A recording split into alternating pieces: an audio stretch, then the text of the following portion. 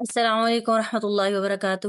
رب اشرح لی صدری ویسر لی امری واحلل عقدۃ من لسانی یفقہوا قولی رب زدنی علما۔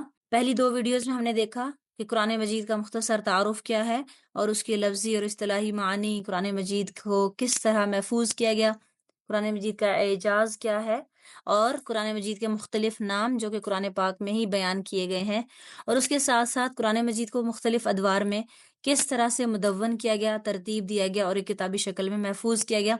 آج انہی ٹاپکس کے وہ اہم سوالات آپ کے سامنے پیش کر رہی ہوں جن کا یاد کرنا، جن کو لرن کرنا بورڈ کے پوائنٹ آف ویو سے بہت امپورٹنٹ ہے، اور اگر آپ یہ سوالات یاد کر لیتے ہیں تو انشاءاللہ آپ دیکھیے گا کہ آپ کی بورڈ کی تیاری میں آپ کو بہت زیادہ آسانی ہوگی۔ تو اس میں سے سب سے پہلا سوال جو آپ سب کو آنا چاہیے، اور میرے خیال سے کہ پہلی دو ویڈیوز دیکھنے کے بعد آپ سب کو کانسیپٹ کلیئرٹی ہو چکی ہوگی۔ پہلا سوال ہے قرآن مجید کا مختصر تعارف، قلم بند کریں۔ قرآن پاک قراءتن سے ہے جس کے معنی پڑھنے کے ہیں۔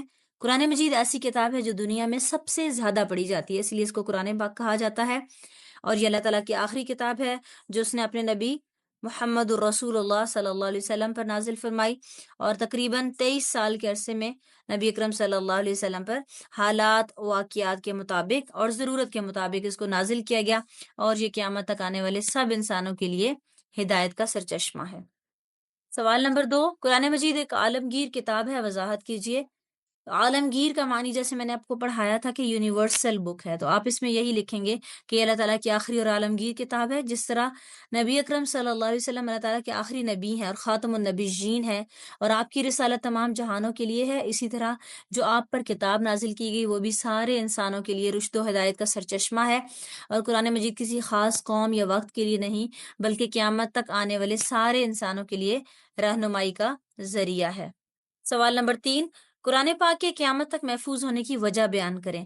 تو قرآن پاک کی حقانیت کی دلیل یہ ہے کہ اس کا ایک ایک حرف 14 صدیاں گزرنے کے باوجود بھی محفوظ ہے، قرآن مجید کے الفاظ کی طرح اس کی معلومات بھی محفوظ ہیں۔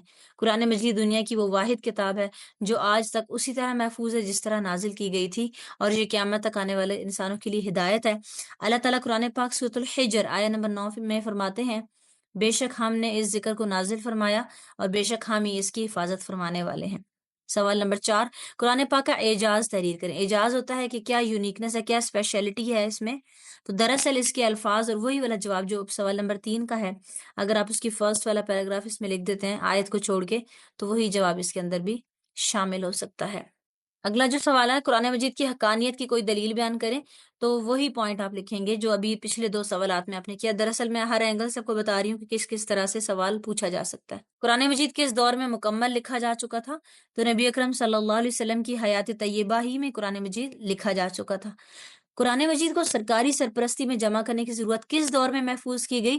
تو جیسے کہ ہم نے لیکچر میں پڑھا تھا کہ ابو بکر صدیق رضی اللہ عنہ کے دور میں جب جنگ یمامہ ہوئی اور سینکڑوں حفاظ شہید ہو گئے، تو حضرت عمر نے مشورہ دیا کہ قرآن پاک کو کتابی شکل میں محفوظ کر لیا جائے۔